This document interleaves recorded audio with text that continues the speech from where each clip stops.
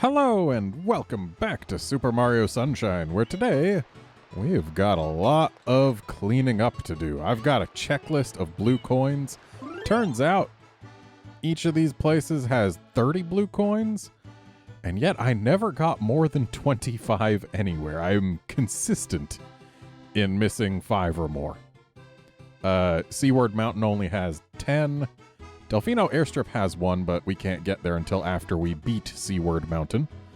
And Delfino Plaza, we only missed 2 blue coins. But we missed a bunch of shines. But again, checklist. Anyway, blue coins.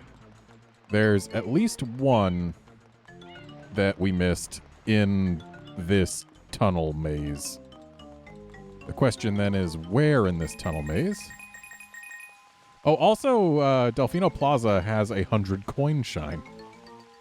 So that's another thing that we haven't gotten. Alright, there's 1.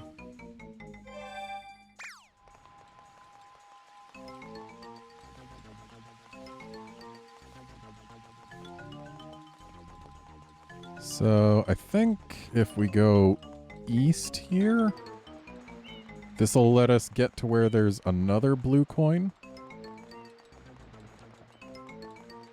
The checklist I've got has the very helpful description, northeastern area. So, yeah, it's not quite as good as I would have liked to see. But there's also northern area, which maybe we were in northern, maybe we were in northeastern. I don't know. But we're getting coins. Oh. Well, cool. We are now done getting blue coins in Delfino Plaza. Let's get the regular coins, because, yeah, there's 100 coin star.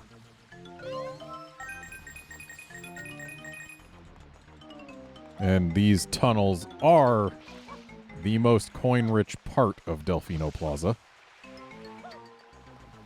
As evidenced by the fact we've already got 46 coins and we've explored like a third of the tunnels. Wait, there's no path to the east, is there? Nope. Now there is.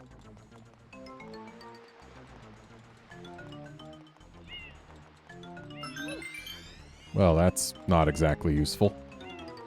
I see those. Those gotta be coins. So it looks like they are cut off from this tunnel. And there's a hidden manhole under the sand.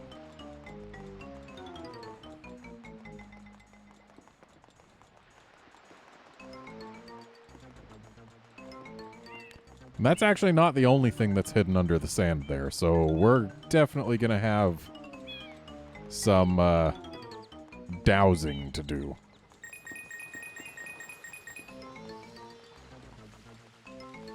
So this is somewhere we've already been. Yes.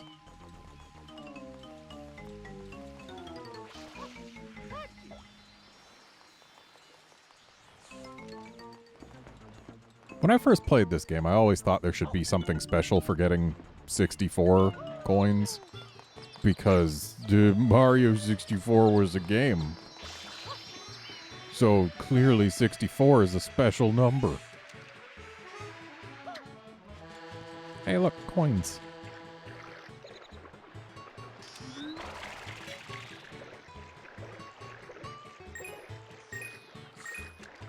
I wonder what these coins are even doing here. Just hanging out underwater together for no reason. One of these question marks is smaller than the others. I bet it's a 1-up. Yep. Which means it's not what we need. Also, that's a heck of a jump to get out of there. There's also a shine in the sand there that we're going to have to get later, because if we get it now, then we'll lose all of our progress towards the 100 coin shine. And that would be kind of unpleasant. Oh, what do you got for us now, DEBS? Oh, the flood is gone? Is that what you're trying to tell me? Yep, sure is.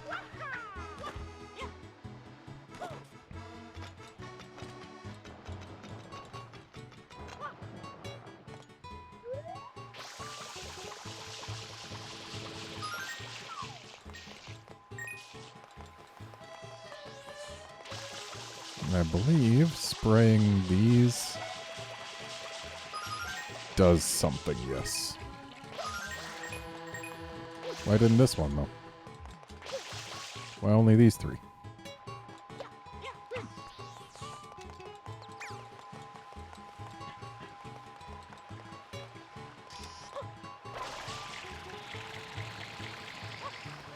Also, if we go play the box game again, there's a second shine there. Assuming I never played it a second time. I don't recall having done so. But my memory is not perfect. It's been known to have errors from time to time. So this is a separate tunnel system with separate coinage.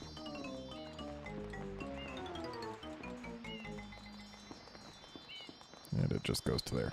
And that's not where we need to be. I was on the wrong nozzle.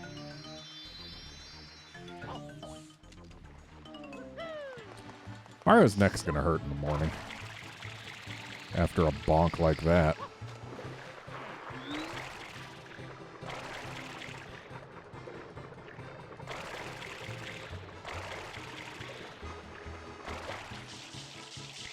Alright, so this tunnel should lead us to the last of the coins we need.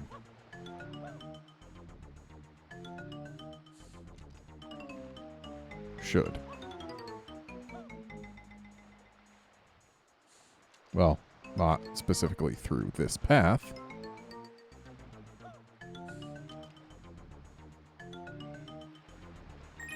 Yep, here we go. And the shine's going way over there. Also, hello! At this point in time, I am now re-recording commentary for this. I do not have good enough quality audio to make sure that I match everything that I was going to say. And also, it's been a little while, so I forgot everything I was going to say. So we're just going to go with some new commentary based on what I'm seeing and what I want to talk about at any given point in time. So, here's the thing that happened. The audio for my commentary, totally fine up to about the 7-minute 20-second mark. After which point, for whatever reason, I have no idea why, it got sped up to such a degree that it finishes like 8 minutes before the game audio does, despite having, you know, everything that I had initially recorded. But it's sped up, and there's enough loss of quality because of the speeding up that even if I slow it down, it is staticky as all heck, and it's just not usable. It gets progressively worse as it goes on. So yeah, we're not using that. And because of a poll on the community tab for this channel, I'm going to be cutting out the blue coin collection part of this video because that would be an extra half hour of commentary re-recording. And that's like, it's fine if I'm recording stuff that I'm familiar enough with that I can just say basically everything I was going to say to begin with, but we're getting towards the end of this series, so running out of stuff to say about like the game itself. And yeah, I don't feel comfortable filling that amount of time, especially when people voted for just the shines, so we're going to have a short episode. And like, I remember when I was going to get that particular shine, riding on that boat, I was basically stalling because I was trying to think of other things to say about my experience with something about this game. The strategy guy, maybe? I don't know. But there was just... I was drawing a blank. I was stalling hard. I was talking about how this game is the game that got me one of my earlier online handles based on this game. And how, I don't remember if I've made that handle public or not, but if I haven't, I'm not going to expose it here. And if I have, well, have fun finding it. But yeah, I was scraping the bottom of the barrel. But that's fine, because it's gone now. That barrel scraping. And then here I was just checking to make sure, like, how many shines we'd gotten, how many we still needed. Trying to do some math in my head when I was drawing a blank anyway. Yeah, we've got other shines to get. That one in the sand is like another one of those where, how are you meant to find that without using a guide, without just spraying everything? You'll see me check the map multiple times, just trying to brain out how many shines we have, how many we need. But that's just how it goes. Then we go in here, and I'm going to make a mistake. You'll see me leave one of the lower boxes alone, because my brain was going like, wait, those are 3 tall. We can't just jump up there easily. We should leave a shorter one so that we can get up there. And then I just did that, because we can actually jump pretty high.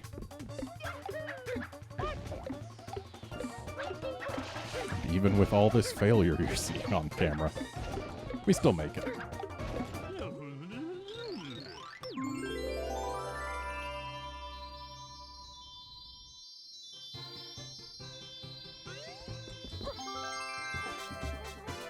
Yeah, it sure is fun when you lose a lot of audio and you can't recover it.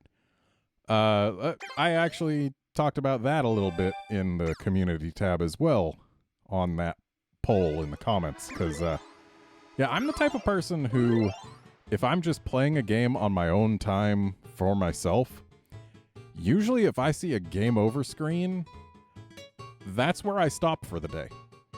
Because one of the things that I like the least in this world is losing a significant amount of progress. Like, if I can't just immediately get back to where I was, the idea of having to redo things I just did doesn't feel good at all to me. And I think I can actually trace that back to when I first got my Game Boy Color with Pokemon Red back in elementary school. I was playing that game and, you know, having a good time. I was just going and going and going. On a single set of batteries, I got from the start of the game through Lieutenant Surge on... It was my first playthrough of the game. Well, at least it was my first time going past Pewter City, because a friend had let me borrow his copy of Pokemon as long as I promised to not save over his file. So yeah, I had beaten Brock before, but I hadn't gone past Pewter City. But this time I did. And I got all the way past Lieutenant Surge. And then my battery died. And then I went and checked where I was. Like, I got new batteries and checked how far I was from stuff, and this is me trying to put out a fire that I don't know can be put out, but I was convinced there had to be something underneath it. But yeah, got new batteries, checked where I was. I had last saved just after beating Brock. So I had to redo like 2 hours of gameplay or at least 2 hours for Kid Me. And that was crushing, needing to redo all of that. That was my first experience with actually losing a significant amount of progress in a game. And I'm pretty sure to this date that's the most I've ever lost in one gameplay sitting. I have lost more progress than that to other things. Like, back in, I think it was 2008. Somewhere around then, California was burning down like it does every 4 years or so. And my family and I actually got an evacuation order to, leave our house so that we could be out of the path of the fire. Our house ended up totally fine. It never got within like 2 miles of our house, but it was close enough and moving fast enough that evacuation orders were issued, so we packed up our stuff and got going, and I packed up my GameCube and my memory card and all that.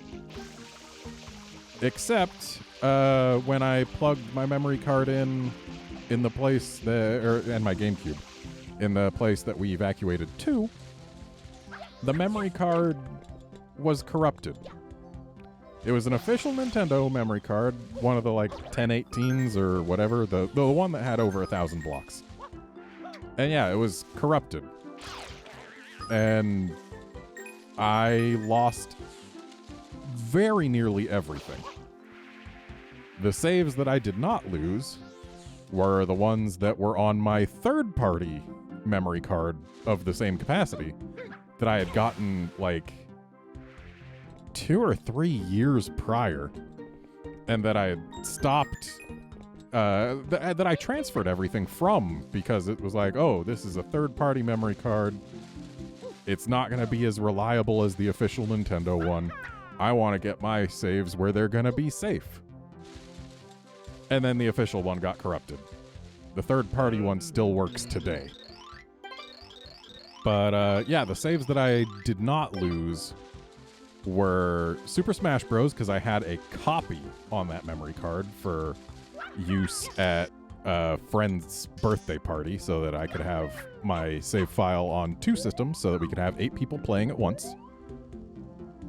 So yeah, my Smash Bros. File was still safe.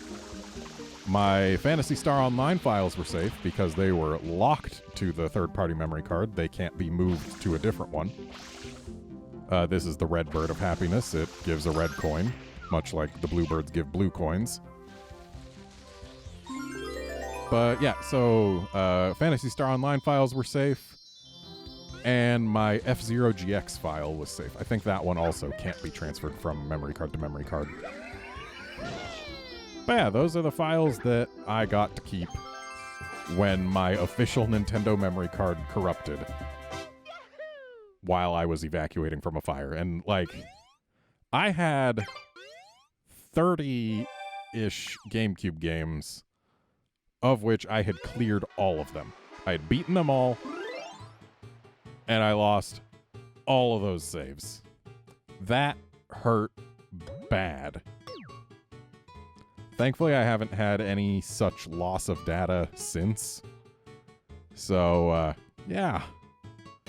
But that was the thing. Anyway, at this point, we are actually now done getting shines in this episode, which means it's about time to cut it. This is me stalling on the map, trying to do more mental math, realizing, hey, we're actually done in Delfino Plaza, and then going to Bianco Hills to start collecting blue coins. Spoiler alert, I don't get all the Bianco coin ones, or the Bianco Hills blue coins here, but I do finish off Gelato Beach's blue coins, but not its 100 coin shine.